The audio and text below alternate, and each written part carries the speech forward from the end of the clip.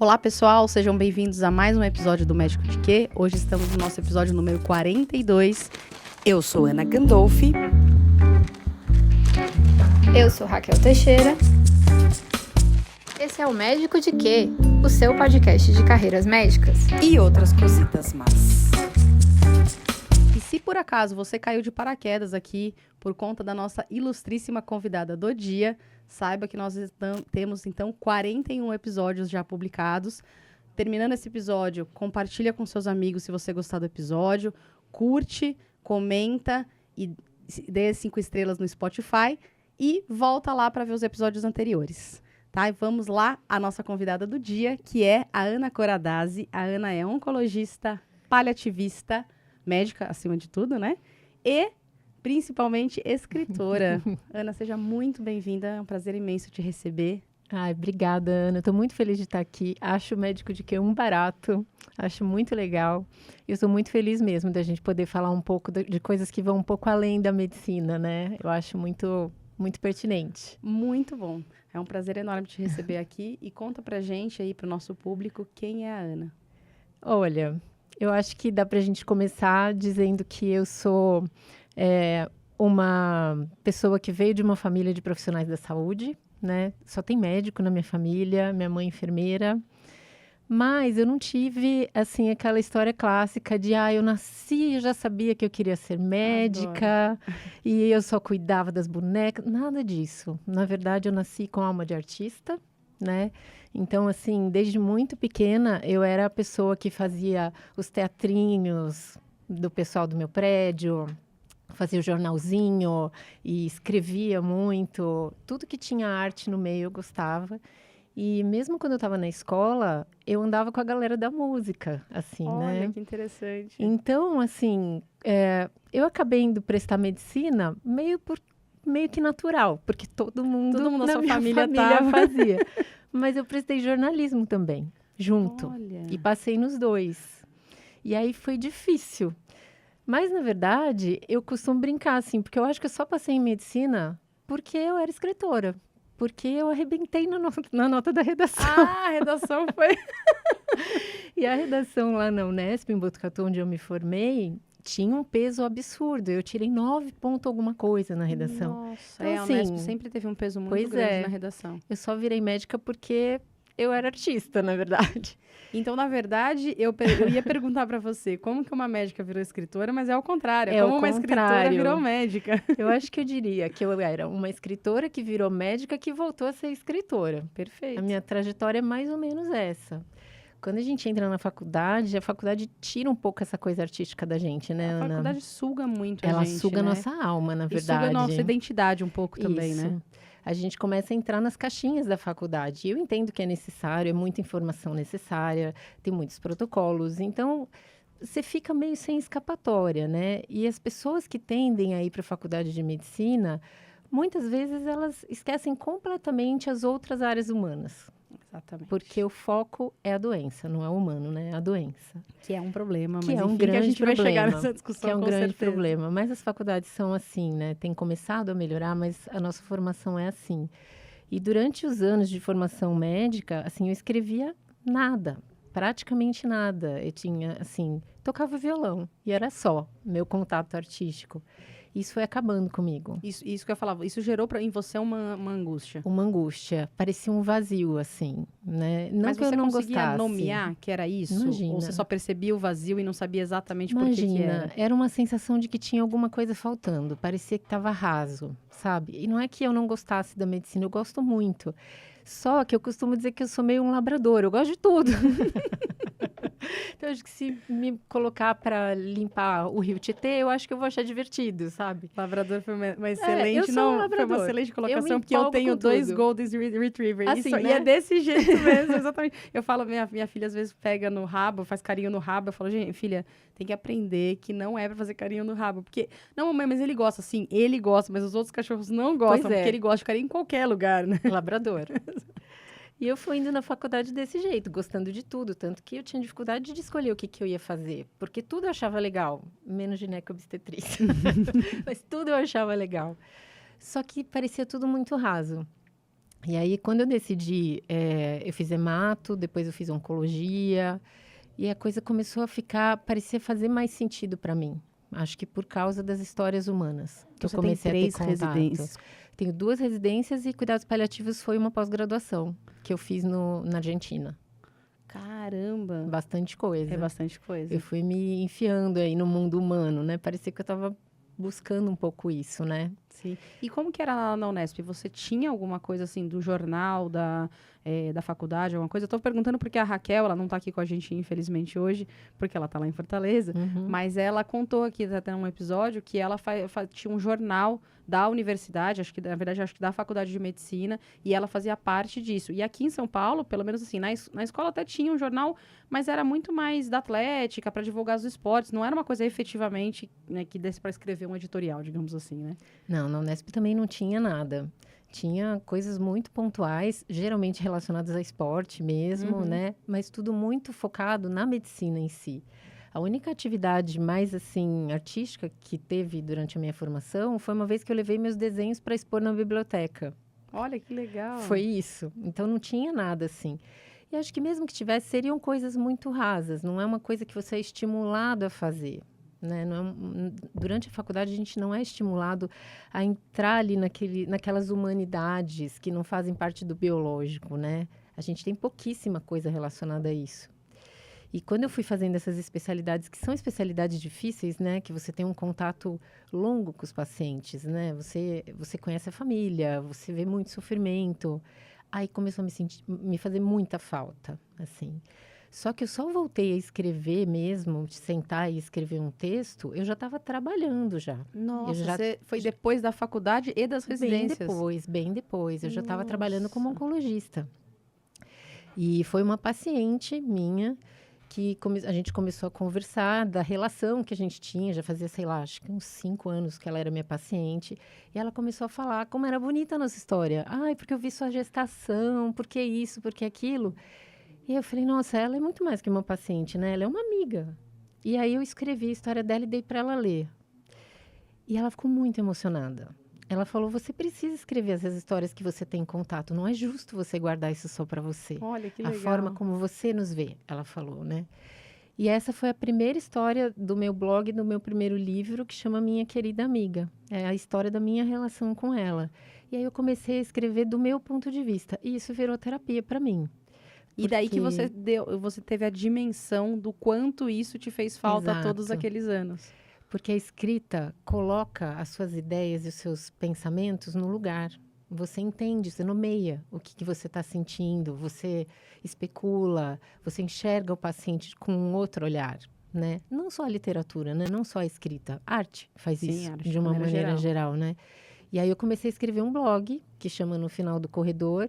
As pessoas começaram a ler e falaram, nossa, é assim então que o médico vê os pacientes? Eu falei, não sei se é assim que o médico vê, é assim que eu vejo. Né? E isso me permitia ser uma médica muito melhor. Porque eu comecei a perceber coisas ali no dia a dia com os pacientes que eu acho que eu deixava passar. Sabe? Coisas que não me pareciam importantes. Então, você começa a perceber um olhar, você começa a perceber um jeito de falar, um tom de voz. Você começa a se interessar mais pelas histórias. E aí virou o primeiro livro. E aí eu falei, eu preciso fazer isso em paralelo com a medicina. Porque me torna uma pessoa melhor, uma médica melhor, né? E posso ajudar outras pessoas por meio da minha escrita, né? E aí foi indo. E eu não parei mais. Isso que você começou? O blog começou, acho que foi 2014, 2015. 2015 eu publiquei o primeiro livro. Então tá fazendo 10 anos, então. Fazendo 10 anos. De 10 anos. Olha. Tá fazendo 10 anos. E você já tinha acabado as residências? Já. Porque você fez clínica, depois você fez hemato. É que antes era diferente, né? A gente não fazia 2 anos de clínica e depois decidia a especialidade clínica. Você entrou direto na hemato. Você entrava direto na hemato e aí você fazia 1 ano de clínica dentro da residência de hemato. Entendi. Aí eram 2 anos de hemato. Mas era acesso direto, né? Era acesso direto. E aí, depois da hemato, eram 2 anos de onco, hoje são 3. Sim. Né? Então, eu fiz esses 5 anos de residência e depois mais 1 ano e meio de cuidados paliativos, que foi a pós-graduação, né? A gente teve um episódio de hemato, o nosso episódio 34, quem tiver curiosidade, ele explicou exatamente essa mudança, mas eu não sabia que tinha sido acesso direto em algum momento, não. Foi. Essa era uma informação nova. Quando eu prestei, era. E daí, quando você começou a escrever, você também já tinha feito a pós de cuidados paliativos. Já, bastante tempo, inclusive, porque eu fiz a pós em 2008. Cuidado paliativo era só mato quando eu fiz. Eu Não falar, tinha quando você quase fez, nada. era uma época que tinha pouquíssimo, praticamente né? só a Ana Cláudia Arantes que falava disso. Não tinha mais quase ninguém. Inclusive, foi numa palestra dela que eu falei, nossa, mas existe isso? E aí, uma residente minha, da Onco, foi fazer um estágio opcional em Florianópolis e eles já tinham um setor pequeno de cuidados paliativos lá. E ela voltou encantada. E, na verdade, foi uma necessidade minha, porque eu ficava muito do meu tempo na enfermaria de oncologia. E enfermaria de oncologia é complicado, né? Tem muito paciente terminal, né? Muito paciente em grande sofrimento. Uhum. E eu sentia que eu não conseguia ajudar, sabe? Eu só sabia prescrever quimioterapia, pedir exame, eu não sabia o que fazer com aquelas pessoas. E aí, quando ela falou dos cuidados paliativos, eu falei, vou ver que negócio é esse. E aí fui fazer a pós na Argentina, não tinha no Brasil na época nada. A gente fez e isso mudou completamente a minha forma de exercer medicina. E acho que por conta desse olhar diferente, que acho que eu falei, não, acho que tem que escrever mesmo, né, sobre essas coisas. Porque o que interessa aqui não é a doença, é a Sim. história que tem por trás dela. Com certeza. E eu acho isso muito poderoso, sabe? Mudou muito. Sem dúvida. Eu vou te falar, porque assim, todo mundo aqui que acompanha o Médico de Que sabe, eu sou super fã de cuidados paliativos. Inclusive, vira e mexe, eu indico os livros da Ana Cláudia, alguns outros livros que têm esse enfoque do cuidados paliativos. Inclusive, quem quiser, comenta aí. Quem sabe a Ana Cláudia um dia vem conversar com a gente, né? Seria ótimo. Mas eu acho que é uma coisa que falta ainda. Eu acho que tem mudado, né, no Brasil. Mas é uma coisa que falta, e até do ponto de vista do cirurgião, tirando o cirurgião de cabeça e pescoço, né? Porque a gente sabe que a cirurgia de cabeça e pescoço tem uma relação melhor, bem melhor, na verdade, com os cuidados paliativos, mas do ponto de vista cirúrgico ainda é meio...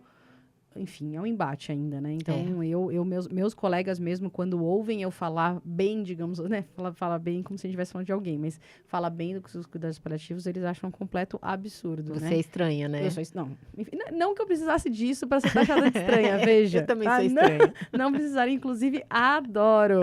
Sou estranha com orgulho. Mas eles acham estranho, eles acham que, tipo, não, a gente está desistindo do paciente.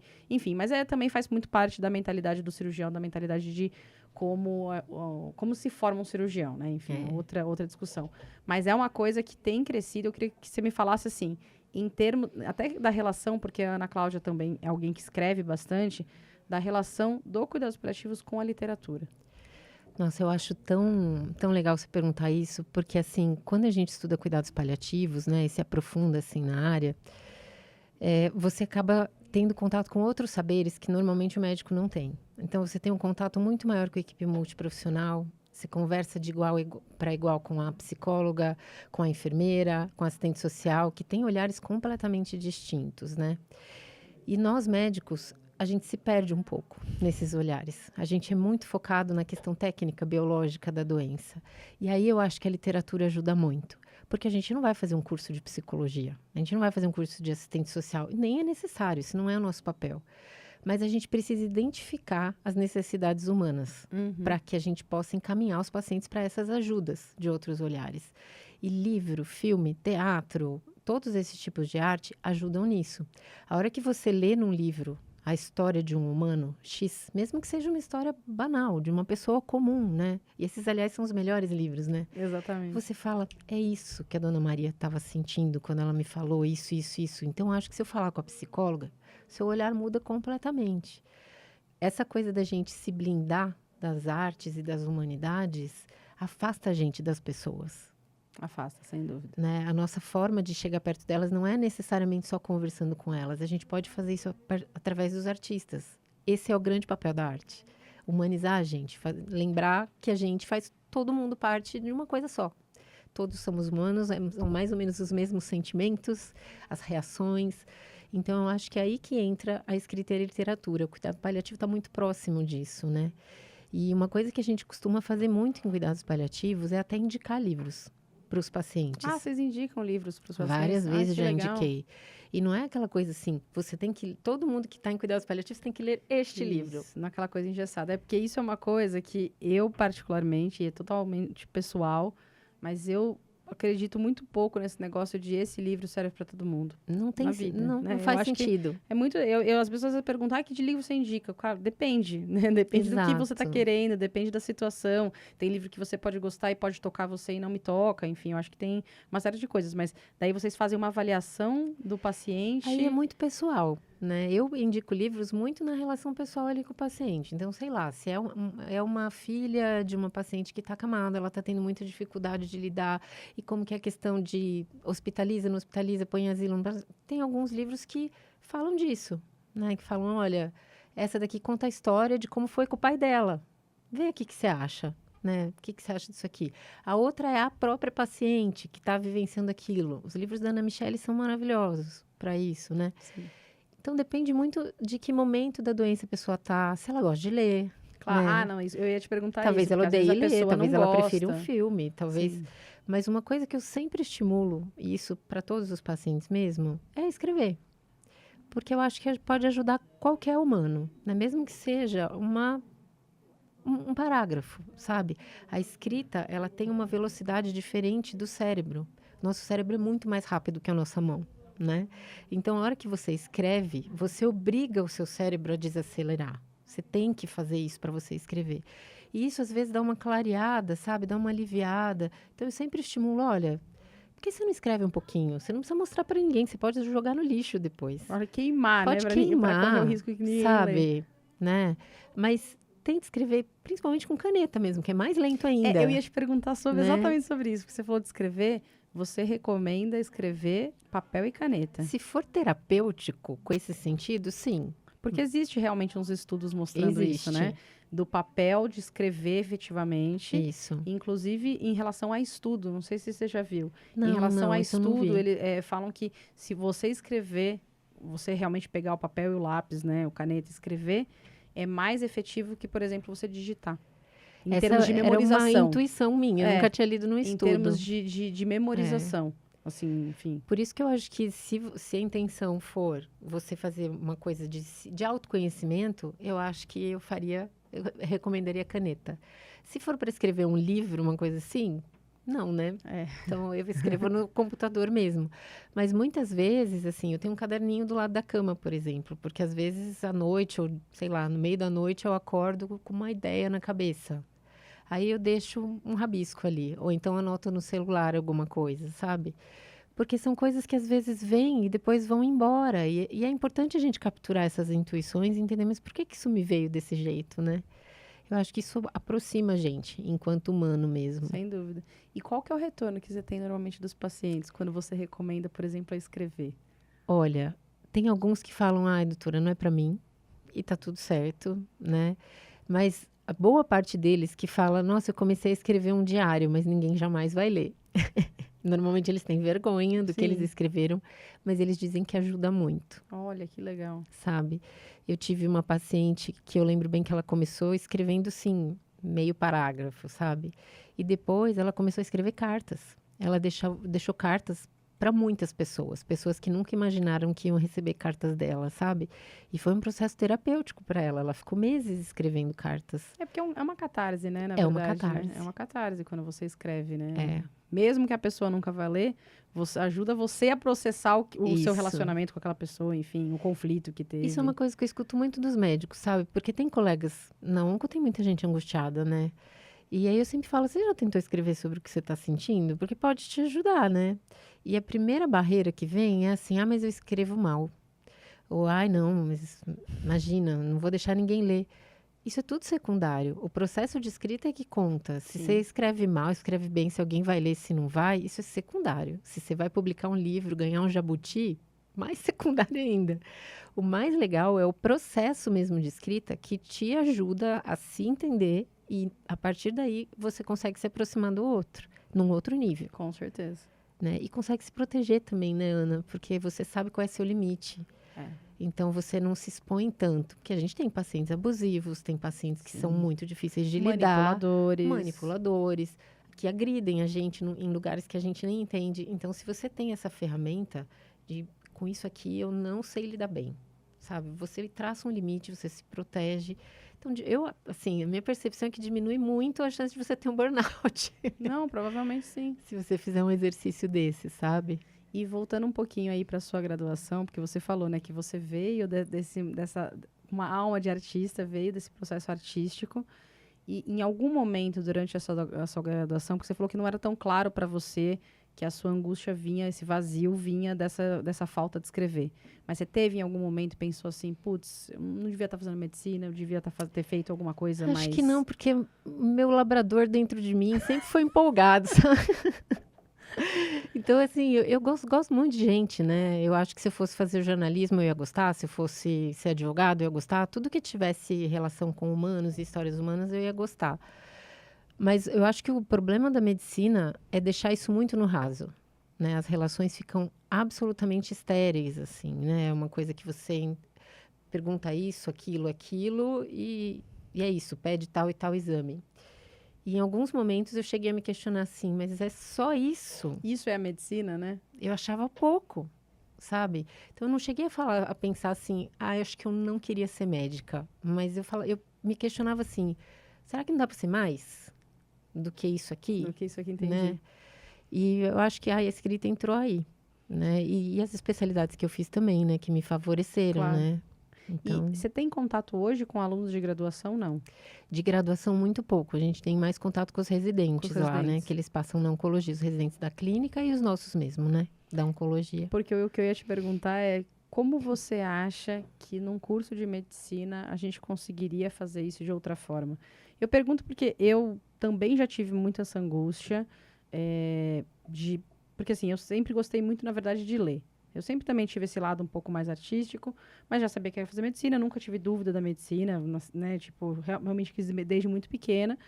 Mas sempre foi uma angústia, porque às vezes era muito comum eu levar para a faculdade livro, porque na minha época é muito menos frequente Kindle, por exemplo, né? Então eu levava um livro para ler no intervalo da aula e vira e mexe. Chegavam meus colegas de turma, olhava e falava assim, o que é isso que você tá lendo? Daí eram umas coisas tipo, um romance da Idade Média, sabe aquelas coisas? Sei. Eles olhavam com aquela cara de, meu, como você é estranha. Como você tá perdendo tempo. Exato. E como eu falei aqui no começo do episódio, eu adoro ser estranha hoje, né, aos 41 anos. Na época, né, com 20 e poucos, você não quer ser estranha. E eu pensava, gente, mas por que é tão estranho eu estar lendo literatura, entendeu? Então, hoje eu tenho esse olhar, mas na época me angustiava isso.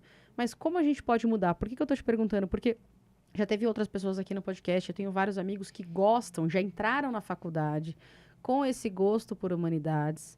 Então, do nosso ponto de vista, de quem já tem esse gosto por literatura, por artes, pré-faculdade, é muito confortável a gente dizer deveria ser incluído, né? Mas como a gente poderia fazer isso que seja palatável para quem não tem tanto contato? Porque às vezes é isso, vem de uma família, por exemplo, de médicos como você veio, mas que tem só contato basicamente com medicina, né? Então, não vê outra alternativa, né? Não vê outra alternativa e não teve contato com É. isso. Como essa pessoa vai fazer? E daí fazendo até um paralelo, porque, por exemplo, eu tive psicologia médica na faculdade. Foi muito inócua para muita gente.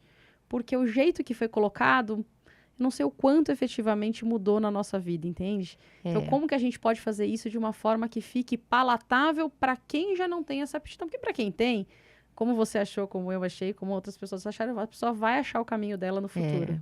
Né? Eu não sei se existe um jeito de você fazer alguém se encantar por coisas relacionadas à arte. Né? Não sei se isso existe. Talvez tenha pessoas que não precisem disso, né?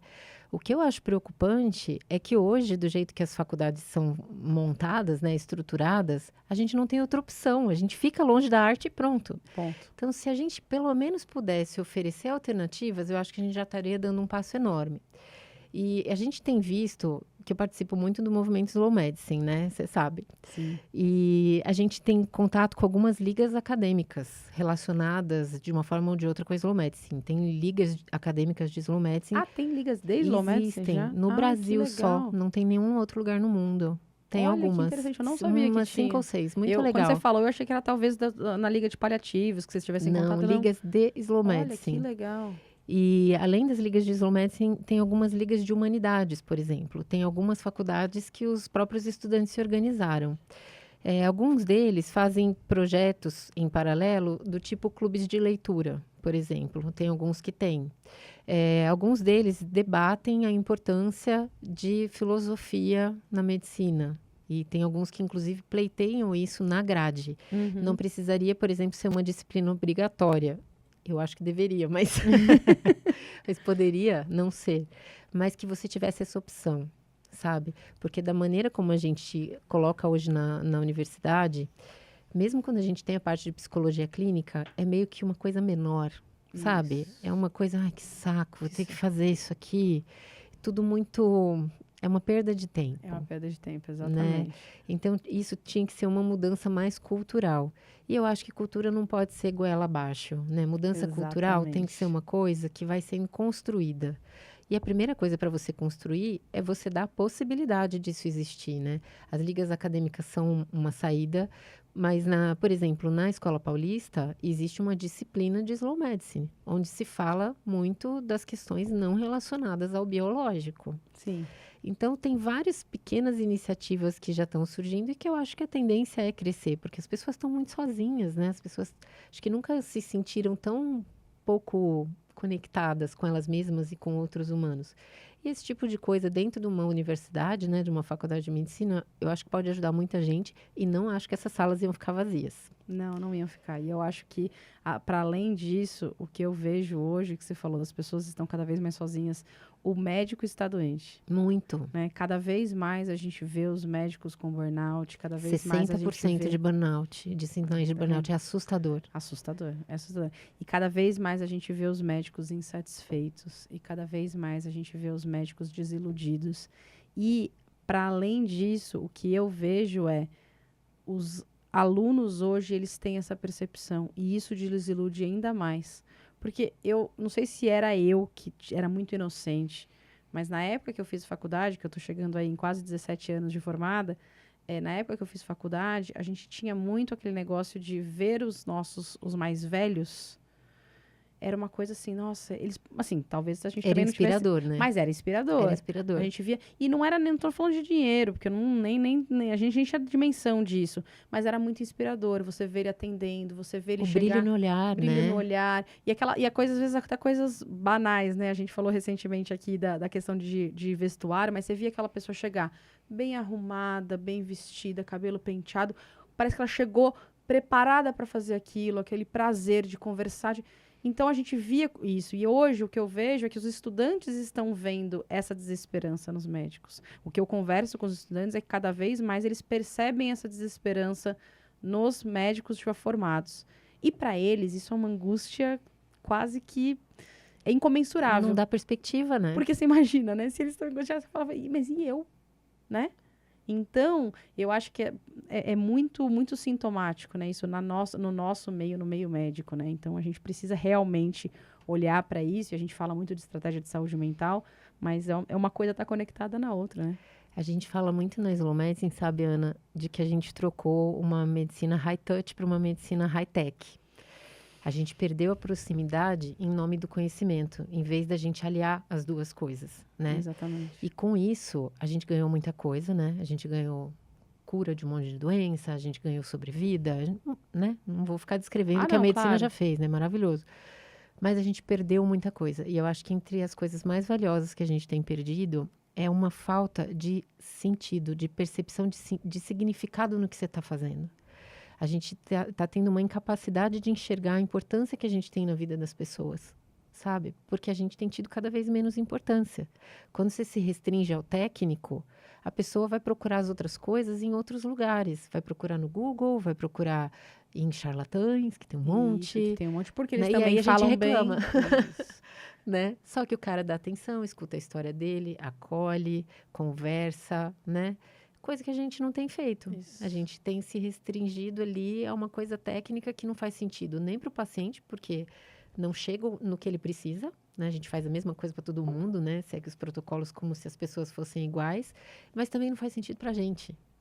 Porque a gente, pelo menos a maior parte das pessoas que vai fazer medicina, tem uma coisa de fazer a diferença, de ajudar, né? Exatamente. Aliviar um sofrimento, salvar uma vida, né? Qualquer coisa que seja, mas que impacte a vida do outro.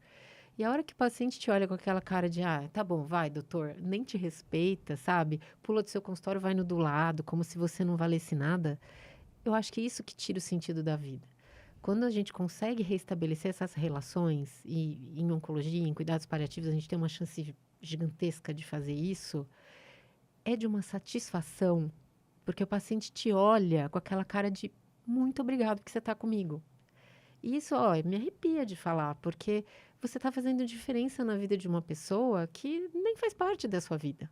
Isso é muito poderoso para a sua alma mesmo, né? Eu acho que é um grande bloqueador de burnout. Apesar de trabalhar muito, apesar de ver muito sofrimento, a hora que você enxerga sentido no que você está fazendo, é um outro patamar. Já não é mais sua profissão, sabe? Passa a ser missão, passa a ser significado, toma outra dimensão sua atividade, né? Não, perfeito. Até porque o burnout ele está muito mais relacionado à frustração pela atividade que você exerce, que propriamente as horas trabalhadas. Exato. Não que as horas não contem, claro que as horas contam. Mas eu tô falando muito mais a frustração, né? Se você estivesse fazendo aquilo e vendo o propósito de estar fazendo aquilo, querendo ou não, é muito diferente do que você simplesmente tá trabalhando várias horas e fala, nossa, se eu tiver um infarto aqui, ninguém, às vezes dá a impressão que ninguém nem vai notar, né? Porque no dia seguinte tem alguém no seu lugar, capaz não é? De não notar. Ainda achar que você foi um transtorno. Isso, você deu uma atrapalhada. Bem no meu plantão. Isso, exatamente. Não, porque acho que é isso, né? Acho que é muito mais disso. E a gente vê cada vez mais, então, esses movimentos, né? De slow medicine, até da medicina de estilo de vida, tudo isso a gente vê que está tentando resgatar aí algumas coisas que a gente perdeu nesse meio do caminho, que é o que você falou, né? Do avanço tecnológico. E também, obviamente, acho que não é só no Brasil, mas no Brasil a gente teve muito aumento das faculdades, o aumento dos formados. Isso é bem problemático, que também é problemático, né? Porque, querendo ou não, quem perde é o ensino, né? Isso não tem como, a formação médica perde, né? Sem dúvida. E eu acho isso um grande ponto problemático, né? A gente não sabe nem direito o que está sendo ensinado hoje, né? A gente perdeu completamente a noção. Cada faculdade é de um jeito, então, assim... Eu acho isso um ponto bem complicado mesmo que você tocou. Mas eu vejo, assim, com um certo otimismo, a geração que está vindo, sabe? Porque, assim, eu tenho 2 adolescentes em casa, né? Seus filhos são adolescentes 15 e 17. Caramba! E, assim, não só elas, mas, assim, o pessoal ali dos 20 anos, 22, né? Essa faixa etária, eles têm um olhar mais crítico. Tem com relação ao mundo, sabe? Eles não engolem esse mundo automático. Eles questionam, sabe? Eles falam, mas por que eu tô fazendo isso? Isso faz sentido para mim? A coisa que eu mais escuto na minha casa é, mãe, mas isso não faz sentido para mim. E é aquele momento que você te dá um misto de, meu Deus, como que eu vou responder isso com orgulho, né? Exato. Você fala, meu Deus, que delícia de problema. E eu acho que as gerações novas vêm vindo assim. Porque o que a gente deixou no rastro foi realmente uma sensação de desamparo, de frustração, de falta de perspectiva, que vem sendo resgatada com movimentos assim. Sim, né? Sem dúvida. Então, assim, labrador, né? Eu sou super otimista, acho que vai dar tudo certo. Mas eu acho que é um processo. Sim, sem dúvida. E a gente está só no comecinho dessa retomada, né? De resgatar o sentido do que a gente faz, da nossa atividade, né? E conta pra mim como que surgiu o Slow Medicine na sua vida, como foi essa conexão, se você já estava escrevendo na época, se ainda não. Foi por causa do primeiro livro. Foi por causa do primeiro. Quando eu publiquei o primeiro livro, deve ter alguma relação. Tem a ver, foi no final do corredor. E aí eu tinha uma amiga aqui de São Paulo, a Vera Bifuco, que era psico-oncologista, e que, por um amigo em comum, ela teve acesso ao meu livro, enfim, ela leu. E você não a conhecia? Não, eu conheci por causa disso, assim, né? Nem lembro quando eu conheci a Vera, mas foi mais ou menos nessa época. E o movimento Slow Medicine estava chegando no Brasil. O Dr. Dário Birolini, que é da USP, do cirurgião do trauma, ele tinha acabado de traduzir os livros, o primeiro livro do Bobbio, e o José Carlos Velho, que é geriatra, tinha montado o site aqui da Slow Brasil. E aí a Vera deu o meu livro para o Zé. Falou, acho que você vai gostar da escrita dessa menina. Eram histórias, né, de pacientes. E aí o Zé conta que ele largou lá no consultório, tipo, vou deixar aí para os pacientes ler. E um dia ele ia pegar o metrô para casa, ele falou, putz, não tenho nada para ler. Pegou o livro.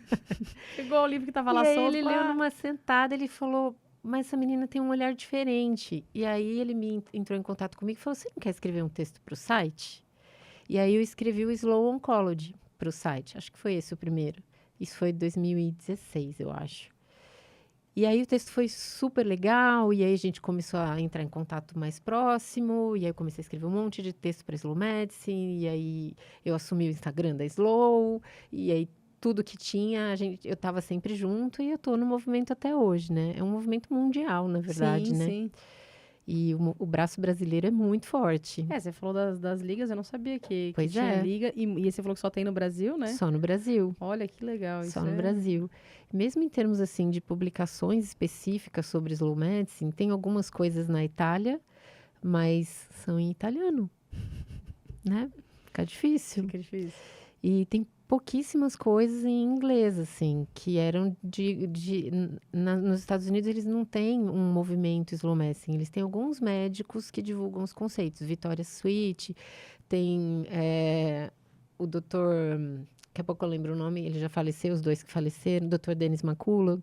Então, escreveram livros sobre isso, mas são poucas coisas. No Brasil, a gente tem mais coisa, eu acho, né? Publicadas. O nosso site é muito rico, mais rico do que o italiano, eles que não me escutem, mas o nosso site é muito rico, tem textos relacionados a todas as áreas praticamente, né? E Slow Medicine é uma filosofia de trabalho, e é justamente sobre isso que a gente vem conversando. Como é que você exerce a sua profissão? Não só médico, todos da área da saúde, né? Isso, porque isso é importante lembrar, né? Exato. Que isso aí... É uma postura. Essa parada, né? A gente fala calma e vamos fazer um pouquinho mais devagar, é para todo mundo, né? Exato. É para equipe multi. É uma postura. Sim, é você encarar a sua profissão com o respeito que ela merece e o paciente com a sobriedade que ele merece, né?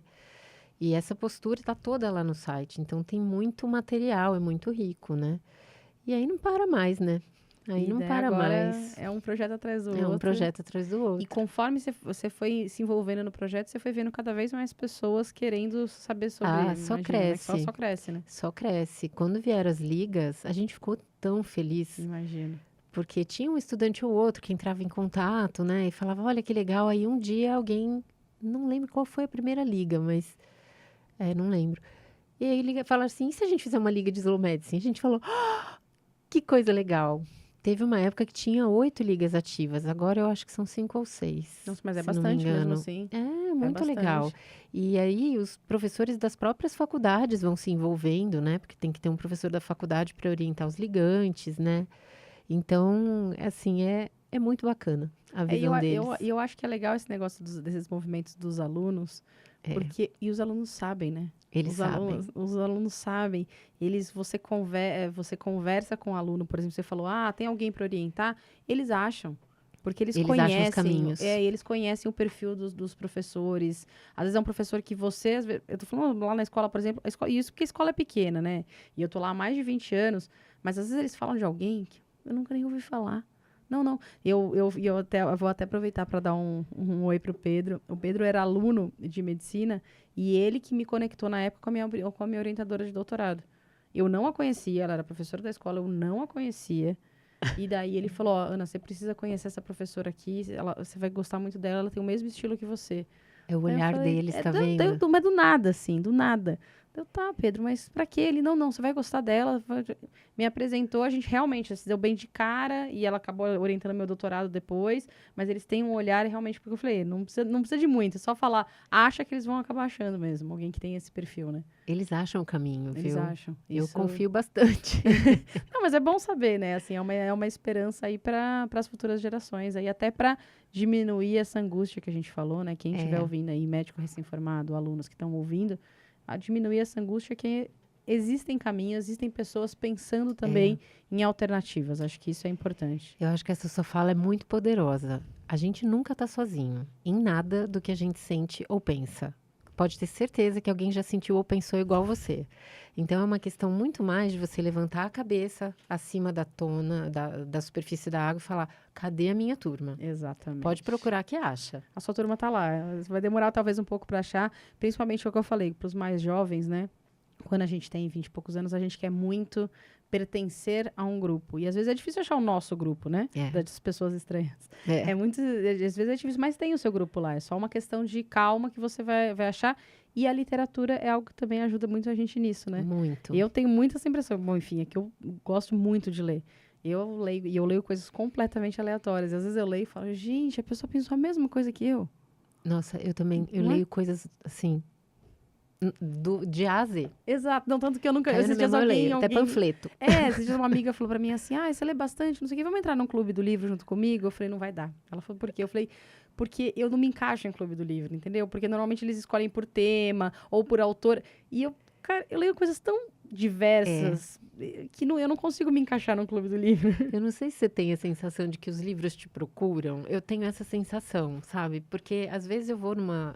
Bom, livraria para mim é uma perdição, né? Livraria assim, é o melhor programa de todos os tempos. É complicado. Mas assim, às vezes você vai na livraria, do nada, um livro meio que pula nos seus olhos. Você nunca ouviu falar do autor, você nunca ouviu nada. De repente você pega ele da prateleira, o negócio meio que pula na sua sacola. E era aquilo que você precisava ler. Você fala, nossa, eu não acredito que eu descobri isso aqui. Ou você tá lá no Instagram, aparece um livro X para você que você nunca compraria, sabe? Às vezes acontece. Eu gosto mesmo. desse movimento de meio que deixar o universo conspirar para você ler o que você precisa. Fica para não fazer lista, né? Qual que é o próximo? Não sei. Eu vou descobrir. Acho que é bem assim mesmo. E conta uma coisa, você contou lá um pouquinho antes do retorno dos pacientes em relação aos livros, né? Quando você começou, principalmente quando você começou a escrever os textos. E o retorno dos colegas? O que eu mais tenho é retorno de colega. Muito mais do que de paciente. Normalmente, os retornos de pacientes são no sentido de... que história bonita, também me senti assim, foi assim com meu pai. São coisas muito pessoais, né? O retorno dos colegas é sempre no sentido assim... como é que faz para eu chegar tão perto do paciente? Como é que eu converso numa situação assim, assim, assim? É tipo, me ajuda a achar sentido na minha vida. É uma coisa meio assim. O seu livro me ajudou a enxergar uma alternativa. Então, você vê que é um nicho mesmo, é uma necessidade não atendida. Sim. Por isso que eu falo que devia ter essa opção nas faculdades, sabe? Durante a formação. Porque grande parte deles, e assim, muitos médicos antigos, sabe? Que você fala, isso que eu ia te perguntar. Tenho 40 anos de formado, essa é a medicina em que eu acredito. Olha, que legal. Então, tem gente de todas as faixas etárias. Tem muitos estudantes de medicina que me seguem, sabe? Que você vê lá, acadêmico. Eu entro em todo mundo que vai me seguir, eu dou uma olhada quem que é a pessoa, até né? para entender na vida de quem você está impactando, para a pessoa que está indo lá te seguir, né? E tem muito estudante de medicina, muito estudante de enfermagem, e enfermeiros também. Então, você vê que as pessoas estão buscando alternativas. E eu acho que os livros, da forma como eu escrevo, são uma alternativa. Tipo assim, você não é um estranho sozinho. Tem mais gente esquisita, tem mais gente enxergando a atividade assistencial na saúde de um outro prisma. Pode ser melhor, você pode fazer de outro jeito. Uhum. Talvez não seja melhor para você, talvez o seu perfil seja outro. Mas se você não está satisfeito do jeito que você está fazendo, tem alternativas. Essa aqui é uma, né? Então, eu acho essa beleza da literatura. Porque a hora que você joga um livro assim, né, para o mundo, você não sabe onde ele vai parar. Você não sabe como ele vai impactar as pessoas. E impacta de maneiras muito surpreendentes. Os livros que eu fiz de histórias de pacientes, né, que são 2 que são mais focados em histórias, cada pessoa que vinha dizer falava de uma história específica. E diferente. Totalmente. Olha, que legal. Assim, a história do fulano, nossa, a história da ciclana, totalmente diferente. Então, assim, toca em lugares muito diferentes. E eu acho que o livro faz isso com os colegas, sabe? Eles enxergam assim, mesmo. Isso aqui é a dor que eu sinto. Isso aqui que ela está falando é onde me toca. Olha, ela faz desse jeito, então dá para fazer de outro jeito? E eu acho isso poderoso. Não, isso é muito bom mesmo, isso você tem toda a razão. E conta pra mim, do ponto de vista prático, que essa é uma curiosidade que eu tenho, particularmente. Você escreveu lá as primeiras histórias, né? Você falou que era um blog, e daí foram as histórias do blog que viraram o primeiro livro, é isso? Uma parte era do blog e outras eu escrevi só pro livro mesmo. Mas boa parte eram do blog. E como foi essa saga de você ir atrás da editora, conversar com a editora? Eu acho que o universo conspirou também. Tá. Porque assim... O mercado editorial é super complicado. Assim. Eu sei, por isso que eu tô perguntando. É justamente essa minha curiosidade. Impossível de entender, não tem nada a ver com a nossa realidade, é uma loucura mesmo, sabe? E eu cheguei a mandar o livro para umas 4, 5, 6 editoras, sei lá, nem respondiam. Mas tudo bem, nada. A J.K. Rowling mandou para 13, né? É verdade. Então, não sabe o que perderam, né? Exatamente. E aí tinha uma colega minha que tinha feito oncologia que estava trabalhando numa startup, que hoje é uma indústria farmacêutica, né? E eles estavam começando de uma maneira meio, a gente queria dar um outro olhar e não sei o que lá. E eu fui na cara de pau e falei, vocês não querem patrocinar meu livro? Nossa, adorei. E aí eu tinha um orçamento da Manoli, que era impossível de eu pagar na época, né? E eles falaram, a gente banca o seu livro, porque a gente quer uma cara diferente aí para nossa indústria e tal. E aí eles bancaram o primeiro livro. E esse primeiro livro abriu um monte de portas. E aí quando eu escrevi o segundo, né, eu escrevi com o Ricardo já o segundo, com o Ricardo Caponeiro. Ele já tinha contato com uma outra editora. E aí como eu já tinha um livro publicado e tudo, é nessa editora que eu tô até hoje, que é a Sumos. Todos os outros livros sim, foram mas delas. porque Então daí eu vai já no- tenho o contato delas, né? Mas assim, não é uma atividade para você viver disso. Viver de escrita no Brasil, os próprios escritores falam, é impossível, né? Então eu sempre pago para publicar os meus livros e aí eu consigo ter o retorno com os livros que quando você publica, você paga um valor e aí você recebe alguns livros para isso, né? Com a venda desses livros eu consigo mais ou menos bancar o que eu gastei. Então, assim, não é uma coisa que eu faço para viver, é uma coisa que eu faço porque eu acho que é Você faz importante para para mim, impactar a vida para É. impactar a vida das pessoas, para né? impactar das pessoas e a minha também. Guardadas as devidas proporções é o mesmo motivo pelo qual eu e a Raquel fazemos o podcast. Exato, É, exato, a ideia é impactar a vida das pessoas, não é propriamente ser um negócio, né? exatamente. Que isso é uma coisa até que a gente já discutiu, que é interessante, né? Porque as pessoas falam, mas o que você pretende com isso? O que você vai ganhar com isso? Sei lá, Satisfação. gente, eu vou ganhar satisfação de impactar a vida das pessoas. Cada pessoa que fala pra mim, nossa, eu ouvi tal episódio e me impactou, como você falou aqui, nossa, pô, eu ouvi os episódios e foi muito legal, já faz diferença. Além do que, você conhece tanta gente legal, tanta gente Pois é. interessante, tanta gente com outras perspectivas, né? Então, acho que é... E tem uma coisa que eu acredito muito, sabe, Ana? Que quando a gente deixa os caminhos abertos, sabe? As coisas vão acontecendo. A gente tem muita mania de planejar, né? Então, às vezes, eu começo a escrever um livro, eu não sei onde ele vai dar, eu não sei se ele vai ser publicado. A hora que ele publica, eu não tenho ideia de qual vai ser o impacto dele, eu não sei quem são as pessoas que vão me vir me procurar, sabe? Mas as portas vão se abrindo. Você tem que publicar, você bota lá no mundo. Tá Exatamente. lá. O que vier, eu vejo o que eu faço com isso depois. Exatamente. Pode ser que não vire nada. Se não virar nada, ninguém gostar do livro, o processo de escrita já me valeu. Exatamente, que vale pela catarse já valeu, né? A Com gente não certeza. precisa ficar programando, sabe? Sim, Não, sem porque dúvida. tem que ser um best-seller, eu tenho que ganhar o próximo Jabuti. Exatamente. Não, e nem ver utilidade para tudo, né? Às vezes não tem uma utilidade necessariamente financeira para tudo também. Né? Acho Exato, que tem essa- muitas outras coisas, né? Pelas muitos quais a outros gente benefícios, vive, né? Exatamente, sem dúvida. É. E você está atualmente com 7 livros, é isso? 7 livros. O último é o Médico Sutil. Isso. Que Então foi vamos agora em deixar todos, novembro. porque eu lembro que eu lembrava que esse era o último que eu te acompanho lá. Eu falei, deve ser o último, realmente. Foi.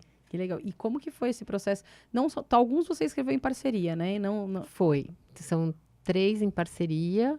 Tem um que é um livro mais técnico, que é o Diretrizes e Melhores Práticas em Cuidados Paliativos, que foi a equipe toda do Oswaldo Cruz e eu coordenei, né, o livro. E os outros são só meus mesmo, né? Que são 3 que são só meus. E essas parcerias, como foi fazer essas Ai, parcerias? uma delícia, elas já Ana. existiam ou elas surgiram para o livro? Elas, na verdade, assim, por exemplo, o meu primeiro, que é com o Ricardo Caponeiro, que é o Pancadas na Cabeça, ele fala das dificuldades na formação médica em geral, né? A gente começou a conversar porque eu pedi para ele escrever o prefácio do meu livro. E aí ele falou, a gente podia escrever sobre a dificuldade que é ser médico, né? E rolou de um jeito muito legal. Eu escrevi, ele já completava, de um jeito que você lê o livro, você não sabe quem escreveu o quê. Olha, que legal. Aí o outro que eu escrevi em parceria foi com o Lucas, que é hematologista em Botucatu, que foi o Médico e o Rio. Eu peguei uns textos do Lucas, eu já escrevi o blog, aí eu falei, você não quer publicar um desses textos no blog? Porque é tão bonito seus textos e tal. E aí ele publicou um, foi super legal, todo mundo gostou. Eu falei, escreve, né, cara? Você sabe escrever. E aí eu falei, ó, se você conseguir aí fazer meia dúzia de textos, eu monto o resto do livro. No final ele escreveu bem mais que meia dúzia. Olha, que E legal. virou uma parceria ótima. E o último, que é o Slow Medicine, que eu fiz com o Islabão, a gente já estava no movimento Slow e fazia tempo que a gente vinha namorando essa ideia, falando, a gente tem que ter um livro que as pessoas cobravam, né? Falavam assim, mas onde que eu sei mais sobre Slow Medicine? A gente falava, o blog e tal, o site. mas faltava o livro. Ah, não, falta sabe? o livro, concordo. Aí eu cheguei pro André e falei, André, é com a gente. O André é escritor também, já tinha livro publicado. Falei, vamos aí. Aí começamos a escrever, deu tudo super certo e o livro tá aí. Ficou super legal também. Que legal, que legal. E vou pedir agora para você dar uma indicação pra gente. Já vou dizer que a pergunta é da Raquel. Ela mandou mensagem hoje e falou, ó, é minha pergunta. Ela queria que você indicasse um livro de medicina mesmo, logicamente para esse público da área da saúde, né? Vamos ampliar um pouquinho, mas um de medicina e um que não necessariamente seja de medicina, pode ser, enfim, qualquer coisa, pode ser até ficção, mas que você acha que é válido até para dar uma perspectiva diferente aí para os nossos jovens médicos e profissionais de saúde. Eu gosto muito de indicar o Mortais, do Atul Gawande. O Atul Gawande é cirurgião americano. Você já leu o livro dele? Não, é que assim, olha... Ele é muito legal. Desculpa te interromper, mas é porque você falou e eu tava para falar dele durante todo o episódio, porque eu adoro ele. Eu não li o Mortais ainda, por incrível que pareça, eu não li. Ele tem um artigo, quem quiser ver, do New England, que chama 200 anos de cirurgia, se eu não me engano, que é sobre a história da cirurgia, que é para cirurgião, assim, para quem gosta de história e é cirurgião, é maravilhoso. Brilhante. Ele é brilhante, ele é brilhante, é um editorial, mas eu tô terminando de ler um livro dele, que eu tô... Sabe aquele livro que você sofre para terminar? Porque você não quer que ele acabe. Exatamente, você vai enrolando, você fala assim, falta 10 páginas, eu falei só uma hoje, porque eu não quero que acabe. Eu tô lendo um dele que chama Complications. Gente, é fantástico. Cada dia que eu fecho o livro... O Complications, será que eu li? Ele já tem um tempinho. Acho que é de 95, 90... É da década de 90, se eu não me engano. Aliás, foi publicado em 2002. Eu vi essa semana que meu marido ainda perguntou. Ele é muito bom. Foi em 2002. Gente, é fantástico o livro. Cada vez que eu fecho o livro, eu falo, gente, é fantástico. Enfim, ele fala muito mais da perspectiva do cirurgião. Ele fala muito sobre a formação do cirurgião. Mas, assim, ele tem uns... o que eu acho mais legal no livro é que ele é muito compassivo. Eu acho que eu indicaria todos os livros dele, mas o Mortais eu acho que é o primeiro que eu indicaria. Sim. Porque ele é de uma empatia, sabe? Ele meio que rasga o coração ali, sabe? Olha, eu tinha angústia, eu não sabia falar com os pacientes, né? É isso que eu acho fantástico. Um outro que é muito bom nessa linha também, você falou já vou indicar dois. Não, fica à vontade. Tem um que chama Extremis, acho que é isso. Medidas extremas, na verdade, né? Ela é paliativista que trabalha em UTI. E ela fala de conversas difíceis mesmo. Assim, como que os absurdos que ela via no UTI, como ela lidava com aquilo. Que eram problemas basicamente de comunicação, não de conduta, né? Então foi um livro incrível também. Que ele virou até documentário na Netflix, mas o livro nem se compara. Como então, na maioria das vezes, o livro é melhor. É muito legal. E assim, se eu fosse indicar... Nossa, tem tanto livro bom, eu já li tanta coisa, né? Mas um que me impactou agora em 2024 que eu li, chama Infiel. É uma história real, né, que se passa no Afeganistão. Fala muito das questões do radicalismo, do islamismo, etc. Então, assim, dá uma visão muito clara, sabe? De como as pessoas podem ser radicais e cruéis por conta da religião. E eu acho que as religiões são coisas tão humanas, sabe? Mexe com uma coisa lá tão de dentro que vale muito a pena ler. Mas é um livro duro de ler, porque chega a ser cruel, né? Mas é um livro que eu não conseguia parar de ler. Desse tamanho, eu não conseguia, né? E outro também, que eu amo, O Longe da Árvore. Não sei se você já ouviu falar. Não, nunca ouvi falar. É do Solomon. O Longe da Árvore, tem 800 páginas. 800 páginas? Tipo isso. É uma bíblia. Ele fala, O Longe da Árvore é uma forma dele se referir a pais que têm que criar crianças que são diferentes deles. Então tem capítulos sobre anão, sobre surdos, sobre autistas, sobre bandidos violentos, né? Caramba! Como que você pode ter essa relação de respeito e não achar que uma criança autista é anormal? Ela só tem uma forma diferente de viver nesse mundo. Assim, explodiu minha cabeça o livro. Quando o capítulo que ele fala sobre os surdos, de que a gente acha que surdez é uma deficiência, mas surdez pode ser vista como uma cultura. Eu falei, meu Deus, como que a gente não aprende isso na faculdade? Por que a gente acha que todo surdo é deficiente, sabe? Então, é um livro, assim, incrível, que humaniza você de dentro da sua alma, assim. E não tem nada, não é um livro médico. Trata de condições que a gente acha que são médicas, Sim. mas não é um livro médico, Que a gente né? talvez chamaria de doença, mas E ele traz dados, sabe? Ele discute, ele falou com muita gente, entrevistou muitos pais, sabe? Então, assim, o trabalho que ele fez foi incrível. Nossa, muito legal, adorei. É Nossa, muito suas legal. dicas foram, tá vendo, Raquel está completamente... Tá dadas as Tá dicas. dadas as dicas, foi ótimo, maravilhoso. Deixa pra gente onde as pessoas te acham. Deixa o blog, deixa o site do Slow Medicine, deixa o seu @, que eu sei que você é bastante ativa. Você faz uns vídeos bem legais, né? Falando. É bem gostoso de ouvir o seu vídeo. Assim, a gente se sente, é o que eu falei, você se sente conversando com alguém. Você fala, nossa, acho que ela tá falando comigo nesse momento. A ideia é essa. O meu @ no Instagram é Ana Coradazzi. Acho que eu faço o lugar mais fácil de me achar, né? O Instagram da Slow Medicine, eu também tô sempre enfiada lá. É o @Slow Medicine Brasil. O site da Slow Medicine é slowmedicine.com.br. Tem muita coisa lá. O meu blog é No Final do Corredor. Essas informações tem todas no meu Instagram, por isso que eu acho que é o mais fácil. É o mais fácil achar o Instagram e de daí de achar lá, acha... que tem tudo lá. Mas eu acho que esses são os lugares de me achar. Também se jogar no Google lá, Ana Coradazzi, vai achar. Vai achar, com certeza, né? Que hoje só tem eu. Exatamente. E se você tiver que dar um último recado para os jovens médicos sobre ou a formação, ou a carreira, ou as angústias, o que você acha que você falaria? Eu acho que eu diria alguma coisa no sentido de busque a sua turma. De verdade, a gente vem falando isso aí no decorrer agora do episódio, mas eu acho que isso é a coisa que eles mais precisam ouvir, porque quando a gente está na faculdade, a gente tem a sensação de que a gente é que tem que se enquadrar naquilo, e a gente não precisa. A gente tem que aprender o que a faculdade tem para nos oferecer e agregar o que é importante por fora, se for necessário.